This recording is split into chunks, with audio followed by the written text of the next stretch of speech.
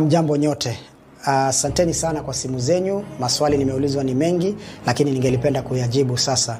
Watu wengi kutoka hizi eneo bunge 6 ambazo zinajumuisha na kujenga kaunti ya Mombasa wameweza kunipigia kutaka kujua ipi njia sawa ama ni vipi niwape mwelekeo kuhusiana na uchaguzi wa UDA, the grassroots, hizo elections ambazo zinatarajiwa kufanyika tarehe 12.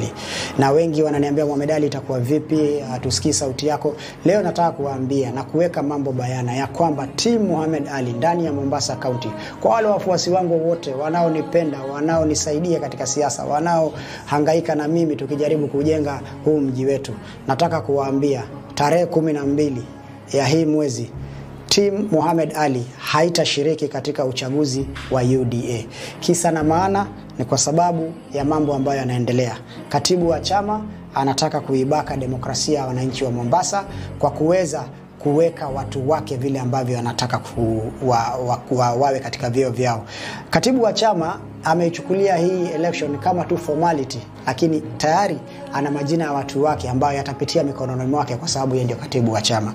Katibu wa chama hataki kupatiana demokrasia inayostahili, hataki kufanya nafasi za watu kuweza kushiriki vilivyo. Anataka kuweka watu wake katika kila eneo bunge kuanzia ward level mpaka juu. Watu ambao walihangaika na chama, wakakufa na chama wakati chama ilikuwa haijulikani, wametupwa nje wengi wao kwa sababu wana msimamo wa chama, hawana msimamo wa kushabikia mtu.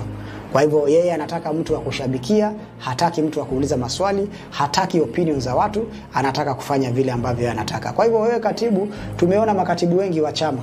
Sisi tunataka kuambia hivi, hatutashiriki katika hiyo uchaguzi. Na iwapo makao makuu ya UDA haitaleta suluhu ya haraka, basi sisi hatuna uoga. Tutakuchukulia chama cha UDA tulichokiunda. Tutakukabidhi wewe katibu wa chama ambaye unataka kutumia hiyo chama kuunda platform yako ya 2027. Tutakupatia UDA, lakini tutakupatia jina, hatutakupatia watu. Tutabaki na watu. Tutakupatia hiyo